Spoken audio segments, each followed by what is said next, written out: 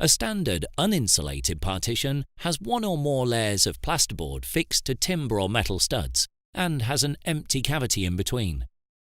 Airborne sound travels through the air from the sound source and hits the partition.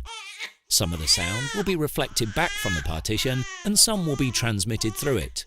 The amount transmitted through the partition will be lower than the original sound source because some will have been reflected.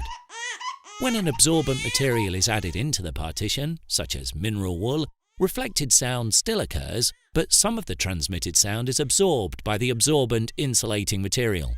This leads to a much lower transmission of sound through the partition compared to that which is transmitted through a partition with an empty cavity. When we look at mineral wool insulation under a microscope, we can see it is full of holes or pockets in between the individual fibres of glass or rock.